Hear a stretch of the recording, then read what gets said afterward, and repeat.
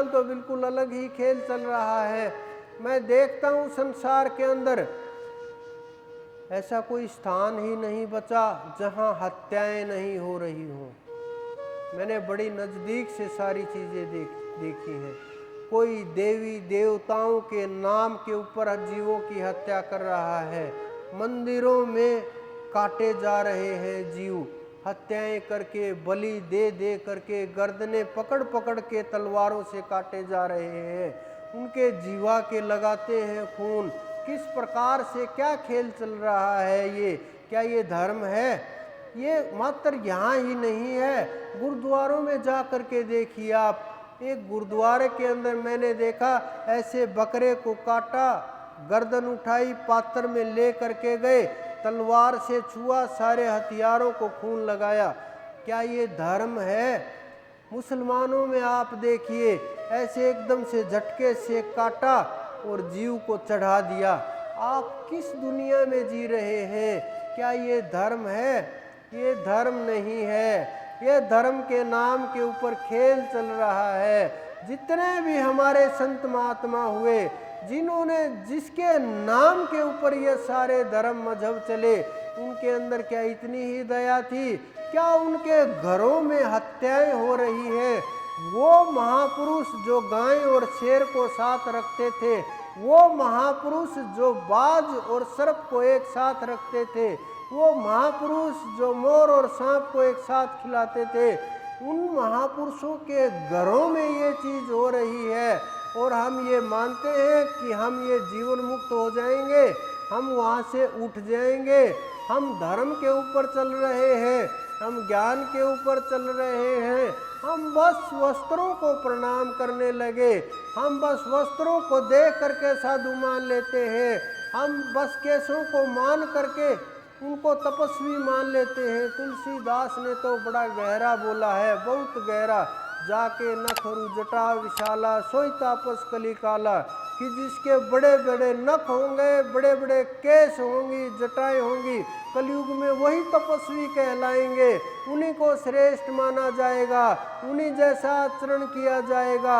इतने क्रूरता हृदय के अंदर है, हृदय निर्मल नहीं है, हृदय पवित्र नहीं है, हृदय कोमल नहीं है, हाथ तक नहीं कांपते हत्या करते हुए, हाथ तक बिल्कुल भी नहीं। ऐसे ही मानव का दुश्मन हो गया। कहाँ हो गए? जहाँ वह मूर्तियाँ बनी हुई हैं, जहाँ पूजा की जाती है, वहाँ हत्याएं हो रही हैं। क्या बीतेगी उन महापुरुषों के ऊपर जिन्होंने मोक्ष का मार्ग दिखाया, जिन्होंने मुक्ति का मार्ग दिखाया? क्या सोचते होंगे आज वो महापुरुष? क्या मैंने इसीलिए ज्ञान का प्रकाश किया? क्या मैंने यही सिखाया है संगत को? क्या मैंने यही सिखाया है? क्या मैंने यही उपदेश किया है? क्या इसी के लिए मैं संसार के अंदर गया था कि हमारे नाम के ऊपर ही ये खेल शुरू हो जाए, हमारे नाम के ऊपर ही सारी क्रियाएं हो जाए? मैंने देखा एक बार मैं वैष्णो देवी के ऊपर गया हुआ था, वहाँ शराब चढ़ाई जाती है, ऐसे भोग लगाया जाता है शराब का। आपने भी बहुत जगह देखा होगा, शराब का भोग लगाया जाता है। क्या देवी देवों को, हमारे देवी देव इतने नीचे आ गए कि उन्हें शराब की इच्छा होती है? क्या हमारे देवी देव इतने, ऐसा कैसे हो सकता है?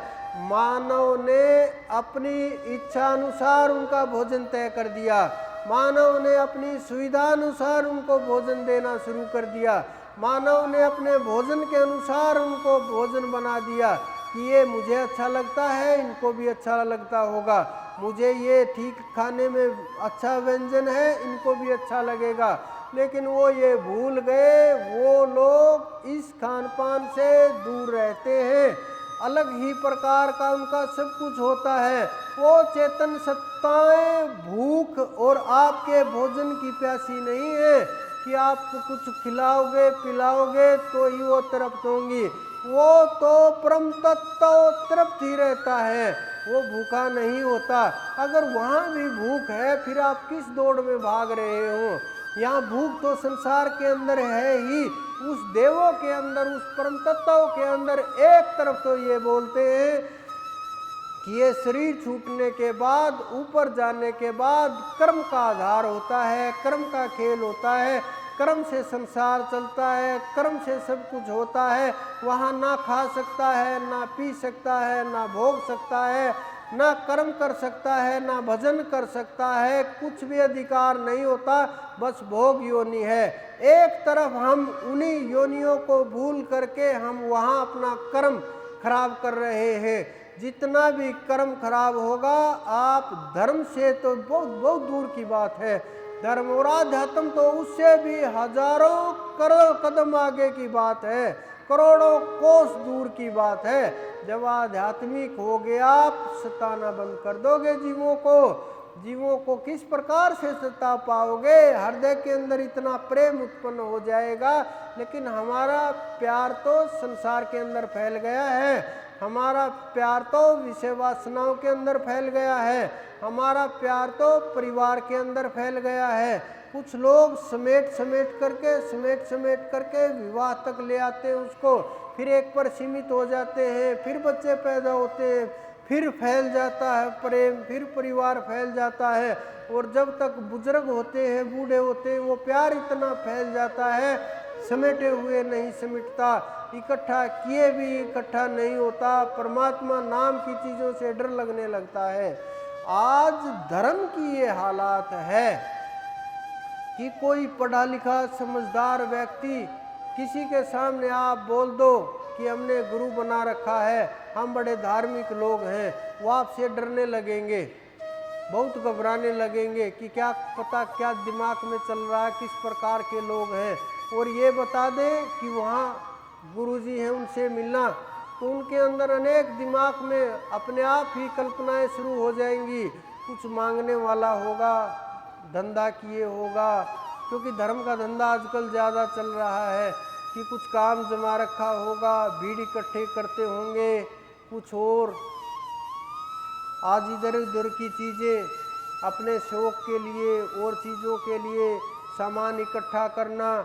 और बड़े बड़े केस होंगे और एक अनपढ़ सा व्यक्ति बैठा होगा जिसको कुछ नहीं जानकारी होगी, ना संसार की, न धर्म की, ना आध्यात्म की। ये चित्र दिमाग में अपने आप आने लगते हैं, कोई पैदा नहीं करता, अपने आप आ जाते हैं। चाहे आप किसी के सामने बोल करके देख लो, आप सब के अंदर भी विचार के अंदर आए होंगे कि जब ये शब्द प्रयोग होता है कि गुरुजी हैं, एकदम से दिमाग में आएगी बड़े बड़े केस, बड़ी बड़ी ढाडी, 2-3 पगड़ी बांधे हुए और लाल पीले काले वस्त्र, बाघंबर होगा या और कुछ गद्दी लगाई होगी, बहुत सी मूर्तियां दीवार के ऊपर चिपकाई हुई, बहुत सी मालाएं फैली हुई और पैसे इधर उधर बिखरे हुए। लोग आएंगे, पैसे डालेंगे, हाथ पैर जोड़ेंगे, आशीर्वाद देगा, हाथ उठा करके किसी को गाली देगा, किसी को कुछ देगा।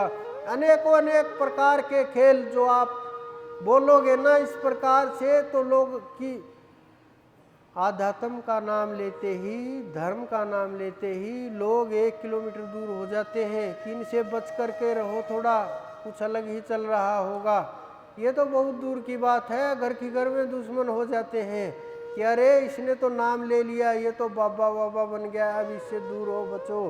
ये तो घर छोड़ने वाला, जल्दी ही 2-3 घंटे राम के नाम लेने लगा, ध्यान करने लगा। लेकिन ये धर्म नहीं है।